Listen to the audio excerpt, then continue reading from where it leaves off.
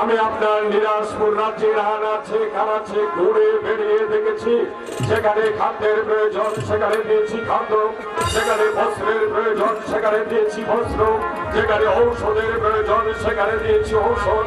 আর আপনার নিরাজপুর রাজ্যের প্রজা সাধারণ সুখ শান্তিতে দিন যাপন করছে, আর আপনার জয়গান গাইছে। সত্যি আপনাদের কাজে আমি সন্তোষে উজেরে আলা।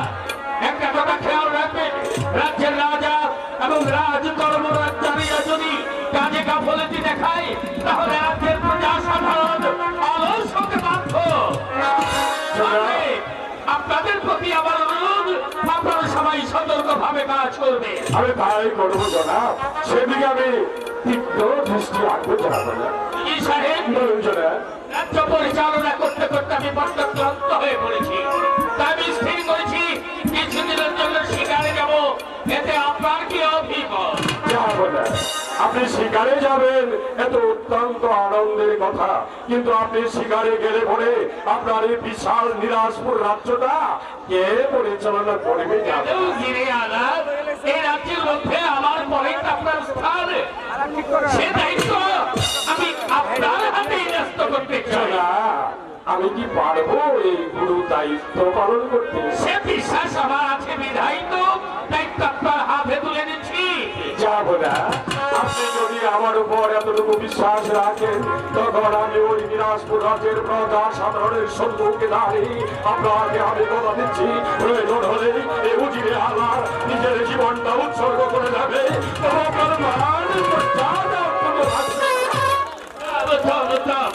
সত্যি আপনার কথায় আমি মুগ্ধ হয়েছি। কিন্তু বলুন, আপনি শিকারে যাবেন, কিসের যুগে যাবেন?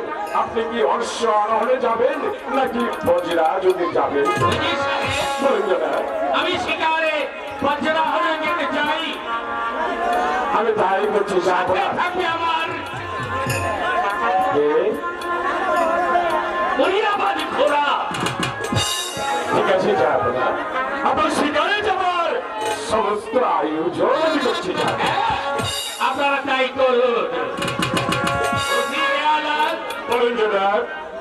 আমি এই পৃথিবীতে সবচেয়ে বেশি ভালোবাসি সেই দুশ্মনকে, যে দুশ্মন দেশ ও দশের স্বার্থের জন্য আমাকে হত্যার উদ্দেশ্যে তীক্ষ্ণ ছুরিকা নিয়ে ঘুরে বেড়ায়। সবচেয়ে বেশি ঘৃণা করি আমি সেই দোষকে, যে দোষ দেশ ও দশের স্বার্থ জলাঞ্জলি দিয়ে নিজের সুখ স্বাচ্ছন্দ্যের আশায় আমার আনন্দে ঘুরে বেড়ায়। আপনাদের সবার কাছে আমার অনুরোধ, আপনারা সবাই আমার দুশ্মন হয়ে যাও, কেউ দোস্ত হয়ে যাও, দোস্ত হয়ে যাও, দোস্ত হয়ে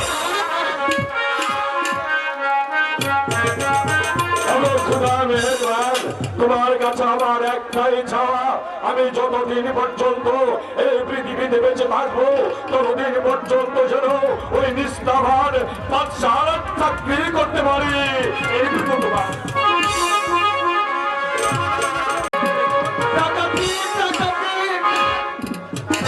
সারা জীবন ডাকাতি করেছি, টাকা পয়সা ধন সম্পদ আমি মনস্থির করেছি আমি আর বাকি জীবনে ডাকাতি করবো না। ডাকাতি করে আমি কি পেয়েছি? কিনা অবজ্ঞা আর লাঞ্ছনা দায়িত্ব। আমি সমস্ত জীবনে যা ডাকাতি করেছি, যা আমি জমা করেছি, আমি ওই ঘরে ঢুকি মা বন্ধের মধ্যে ফেলেছি, আমার দু চোখের দিকে যাই, আমি সেদিকে চলে যাই। কোথায় যাচ্ছ? জবাব দাও, কোথায় যাচ্ছ? আমি মনস্থির করেছি আমি আর কোনদিন ডাকাতি করবো না। ওই ডাকাতির পর ইস্তফা দিয়ে আমার চুরি চোখের দিকে যাই, আমি সেই দিকে চলে যাই। তুমি ভুলে গেছ, সরকারের রাস্তায় নিজের ইচ্ছায় প্রবেশ করা যায়, কিন্তু এখান থেকে ফিরে যাওয়া যায় না। সরকারের হুকুম ছাড়া এখান থেকে একটি অগ্রসর হতে পারবে না। তাহলে যদি তুমি আমার পথ আটকে রাখবে, আমার হাতে যতক্ষণ তরবারি আছে ততক্ষণ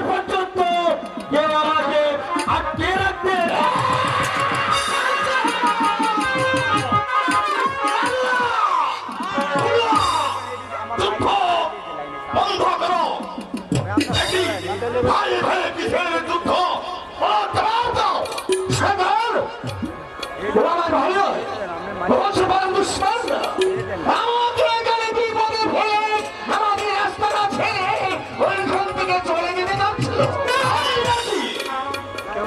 হ্যালো বলো বলো বলো, তুমি কি এখান থেকে চোরের মতো পালিয়ে যেতে চেয়েছিলেন? বলো জবাব দাও। হ্যাঁ সরকার, আমি মনস্থির করেছি আমি ডাকাতি করবো না, তাহলে অত্যাচারে চলে যাবো। শুনে রেখো, এই ডাকাতের রাস্তা একবার সাদা সেই কালো পথে পথে ঢুকে সেখান থেকে আর বেরিয়ে যাওয়া সম্ভব নয়। শোনো, যদি যেতে হয় তাহলে তোমার মৃত লাশটা তোমার বাবা মার কাছে পৌঁছে যাবে। এখন ভেবে দেখো, আমাদের সঙ্গে থাকবে না চলে যাবে। আমি চলে যাবো। সাজান শোন, সত্য আঙ্গুলে কি উঠা আঙ্গুল দেখো বাঁকা করে ধরতে হবে। এই যে তাবক ততক্ষণ পর্যন্ত সে রাজি হবে, ততক্ষণ পর্যন্ত তোর তাবক চলতেই থাকবে। আপনার আদেশ হবে আমার সমাজ থেকে পালন করবো, যতক্ষণ পর্যন্ত আপনার প্রস্তাব রাজি না হবে ততক্ষণ পর্যন্ত আমার হাতের যাবো চলতে।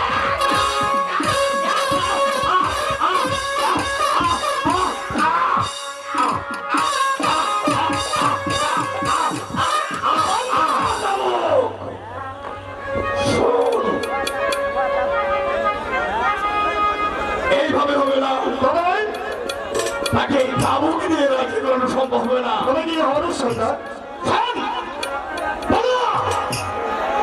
সরকার এই দেখ, আমার হাতে দেখে দেখতে পাচ্ছিস, শোন, এর মধ্যে 3টা গুলি আছে।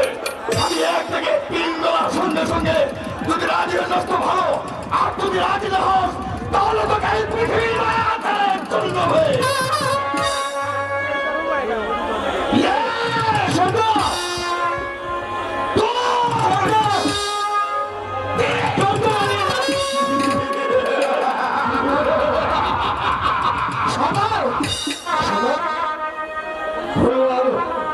নিজের অপরাধ নিজে বুঝতে শিখেছে। ভুল বুঝতেছিলেন, আপনার কাছে ক্ষমা প্রার্থনা করেছে, ওকে ক্ষমা করে দিয়ে ঢুকে দিলেন। আই, এই আমি হাত বলে দিচ্ছি, তুই আমার বুকে আয়।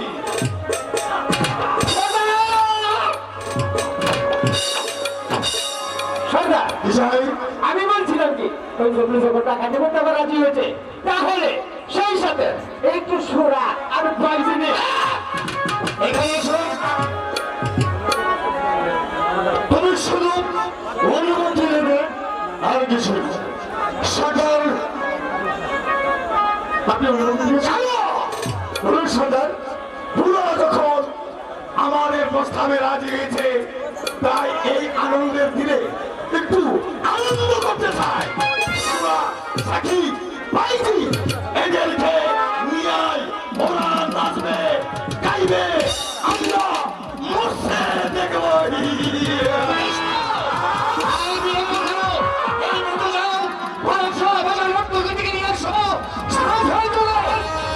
তোমরা নিয়ে এসো আমার সরকার আনন্দ উপভোগ করতে।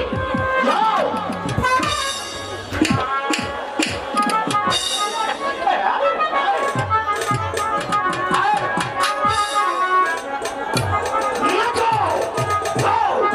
নাচের গানে আমাদেরকে পাগল করে দাও।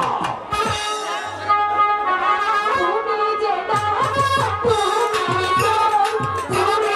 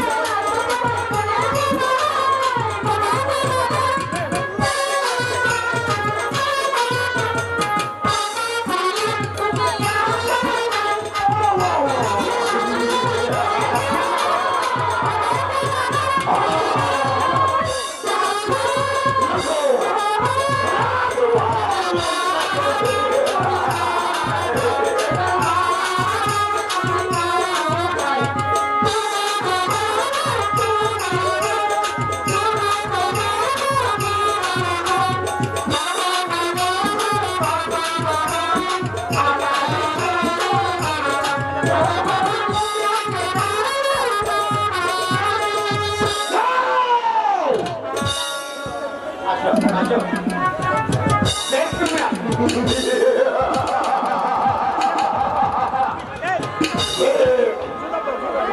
কালো পথে থাকে আনন্দ কত কিছু করা যায়। হ্যাঁ সন্তান, চল। আমরা এখন এই মুহূর্তে অন্য কোথাও চলে যাই। কোথায় যাবো? সরকার একটা শুভ সংবাদ আছে শুভ সংবাদ। সরকার এক কাপড় বসা পেট্রোল বন্ধে ওই পথে শিকার আসছে সরকার একাত্তর বাচ্চা, একাত্তর বাচ্চা, একাত্তর বাচ্চা। একাত্তর বাচ্চার নাম শুনলেই আমার ধমনী রক্ত টকবক করে ফুটে ওঠে। আমার সেই ছোটবেলার করুণ কাহিনী আমার চোখের সামনে স্পষ্ট ভেসে ওঠে। সাধারণ সাধারণ বলতে চাচ্ছেন, বলে বুঝতে পারছিলাম। কথা বলতে চাই, বলো। আপনার দুঃখের কথা মুসলমান সবাই আমাদের অনেক হবে, কিন্তু এই মুহূর্তে শুনতে পেরেছি আমার শিকার উদ্দেশ্যে বেরিয়ে গেছে।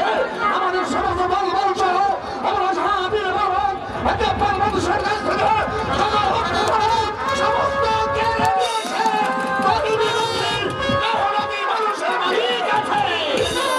ঠিক আছে, আমি প্রায় এই মুহূর্তে চলে যাচ্ছি গভীর অরণ্যে।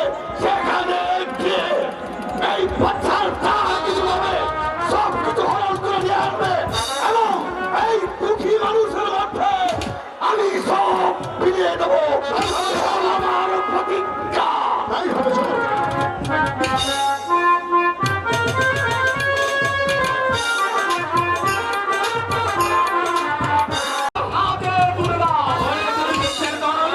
দেহে অসুরের মতো শক্তি নিয়ে তোরা ডাকাতি করে বেড়াচ্ছিস, কেন কাজ করে জীবন ধারণ করতে পারিস?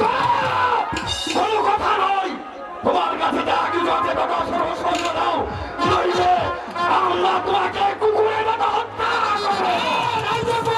বলে যেও না ডাকাত সর্দার, তুমি কার সামনে দাঁড়িয়ে কথা বলছো? কোনো কথা শুনতে চাই না, নীতি বাক্য শোনার সময় ওখানেই জানতে চাচ্ছি তোমার কাছে যা কিছু আছে তুলে দিবি কিনা?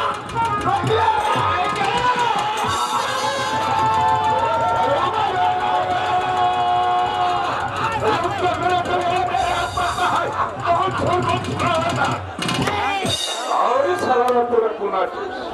আমরা ডাকু আছি। আরে সালারা তোরা ডাকা কাজ করতে আমরা হয়েছি ডাকাত, তুমি আমাদের কাজের বাধা হয়ে দাঁড়িয়েছো কেন? তুমি এই মুহূর্তে আমাদের দেড় টাকা দিবে না, সুযোগ দিয়ে এখান থেকে চলে যা। अरे साला पूरा अच्छा डाकू है। हम जंगली डाकू का है और पूरा यह जंगल पर डाकू कर सकता है। नहीं डका कर हम जंगली आदमी यह जंगल का ऊपर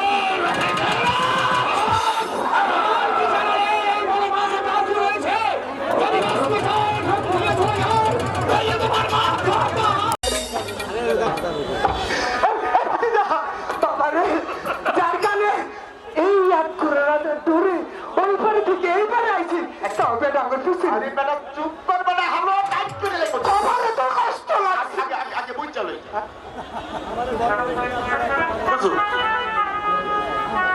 হুজুর আপনার এইরকম রকম সব বেশ দিলি কেন হুজুর? মাঝি ভাই,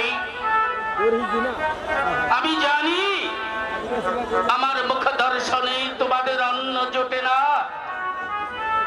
তাই তো তোমাদের মঙ্গলার্থে নিরাশপুরের হতভাগ্য একাব্বর বাদশাহ রাজ্য ছেড়ে সিংহাসন ছেড়ে তোমাদের কাছে চলে এসেছি। আমাকে দয়া করে নদীর অপর পারে একটু পার করে দেবে।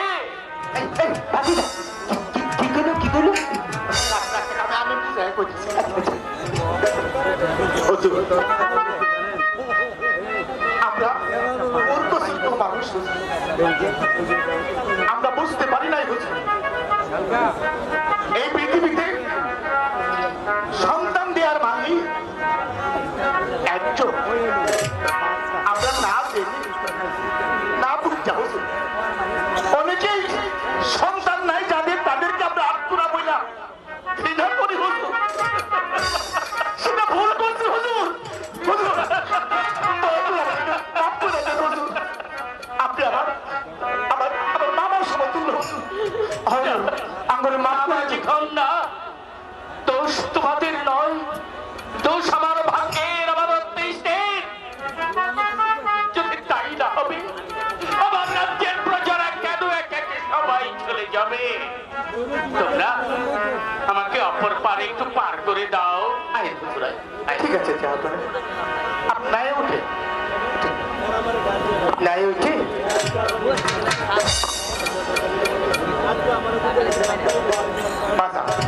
বাতি যাও কখনো আজকে থেকে আমরা প্রতিজ্ঞা করি জীবনে কোনদিন কোনো মানুষের মনে কষ্ট দিব না।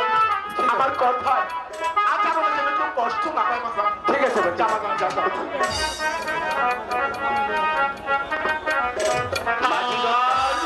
জাহাপনা দূর থেকে আসার সময় আমি তোমাদের একটি গান শুনেছিলাম, হযরত তেমনি একটি আধ্যাত্মিক গান শুনিয়ে আমার শেষ বিদায় মুহূর্তে আমাকে কি তোমরা বিদায় দেবে না?